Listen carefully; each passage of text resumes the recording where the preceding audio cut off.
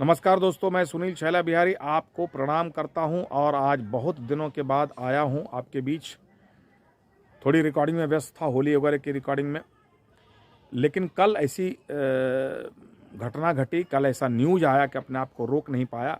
कल अर्थात 29 फरवरी 2024 को एक खबर आई कि संदेश खाली कांड के जो मास्टरमाइंड हैं शाहजहां शेख, उनकी गिरफ्तारी हो गई है।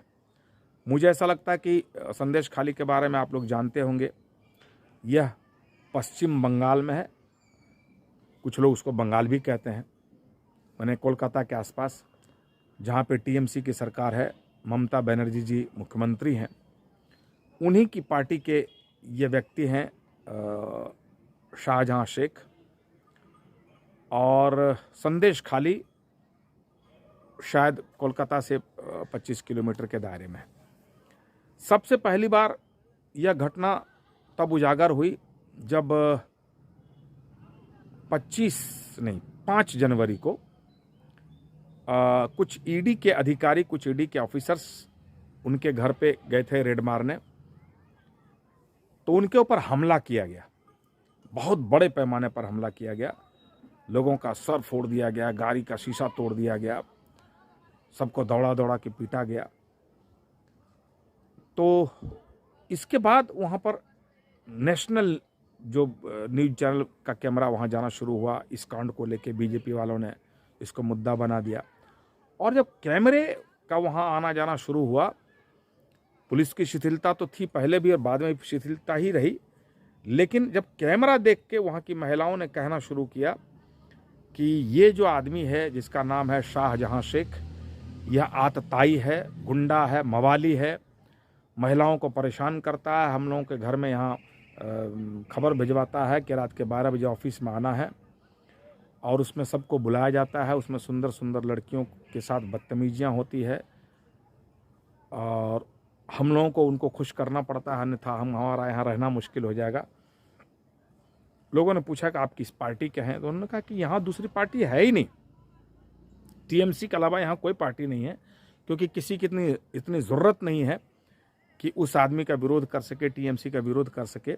हम लोग टीएमसी के हैं, वो भी टीएमसी का है, इसके बावजूद हम लोग के साथ ऐसा किया जाता है।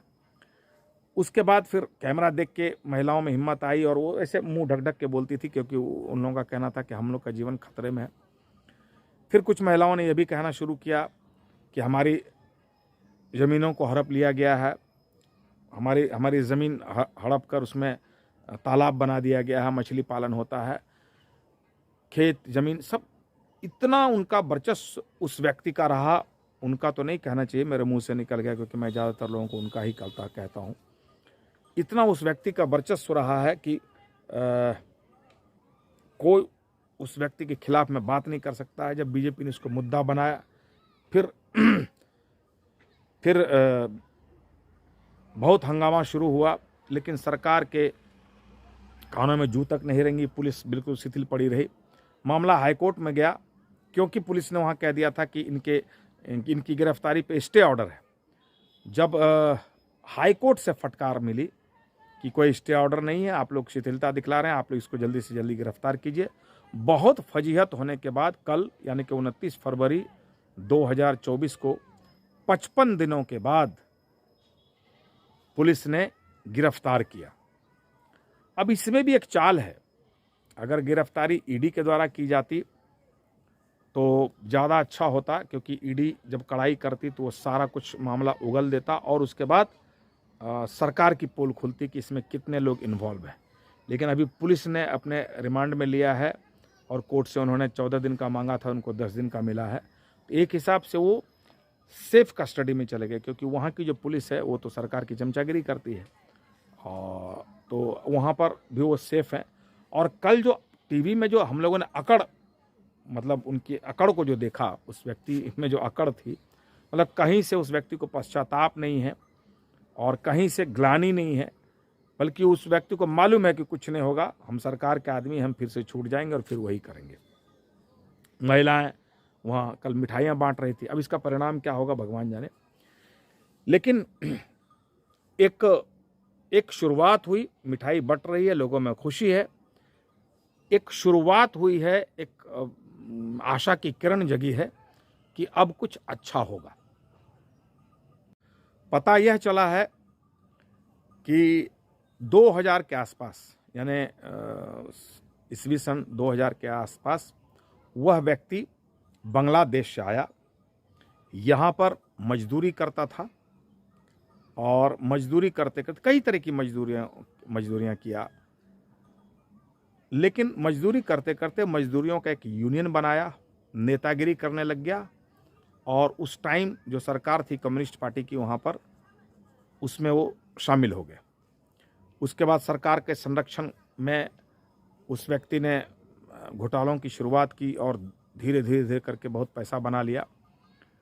और उसके बाद जब कम्युनिस्ट पार्टी की सरकार, बुद्धदेव बाबू और जो कम्युनिस्ट पार्टी की जो सरकार वहाँ पर गई, ममता बनर्जी की सरकार आ गई, तो फिर इसमें टीएमसी में ये चले गए और सरकारी संरक्षण। दूसरी बात, हमारे यहाँ जो सभी पार्टियां लगभग वोट बैंक की खातिर जो तुष्टीकरण की राजनीति करती है, उसकी वजह से, एक समुदाय विशेष के होने की वजह से उस व्यक्ति को बहुत ज़्यादा बढ़ावा मिला। और वह व्यक्ति जो बांग्लादेश से आकर यहाँ मजदूरी करता था, जब अभी उनकी गिरफ्तारी हुई है, मेरे मुंह से बार बार उनकी निकलती है, चलिए मैं उनकी ही बोलूँगा क्योंकि मैं जल्दी अपनी ज़ुबान पे कुछ कड़ा शब्द नहीं ला पाता हूँ, उसकी निकलता नहीं, चलो उनकी ही मैं कहता हूँ। लेकिन लोग कहते हैं कि ऐसे व्यक्तियों को सम्मान नहीं देना चाहिए, लेकिन चलिए अभी मेरे मुंह से बार बार निकल रहा है। तो गिरफ्तारी के बाद पता यह चला है कि उस आदमी के पास लगभग 2000 से 3000 करोड़ की संपत्ति है। 2 करोड़ रुपया तो उनके बैंक अकाउंट में जमा है और भी बहुत सारी बातें। जब 2 से 3000 करोड़ की संपत्ति है, 17-18 गाड़ियां हैं, तो इस तरह से आज के रेट में उस व्यक्ति का मतलब जलवा है। अब देखिए कल जो गिरफ्तारी हुई है, क्या होता है, क्योंकि उस आदमी की अकड़ को देख के तो ऐसा बिल्कुल नहीं लग रहा था कि उस आदमी को ज़रा सा भी एहसास है या वो आदमी जान रहा है, समझ रहा है कि मेरा कुछ नहीं होने वाला है, सरकार का हाथ मेरे ऊपर है, मैं फिर से निकल जाऊंगा। तो मुझे लगा कि इस बात की जानकारी मैं आपको दूं, इसलिए मैं आ गया। अब मैंने अपनी बातों को बड़ी शालीनता से कहने की कोशिश की है, इसके बावजूद अगर किसी को बुरी लगी होगी तो मैं क्षमा चाहता हूं। और इस वीडियो को शेयर कीजिए, कमेंट कीजिए। अगर हमारा चैनल आप YouTube पर देख रहे हैं तो हमारे YouTube चैनल को सब्सक्राइब कीजिए, और अगर एक बार कर चुके हैं तो दोबारा मत कीजिएगा। और अगर इसको फेसबुक पर देख रहे हैं तो हमारे फेसबुक पेज को लाइक कीजिए, फॉलो कीजिए, कमेंट कीजिए।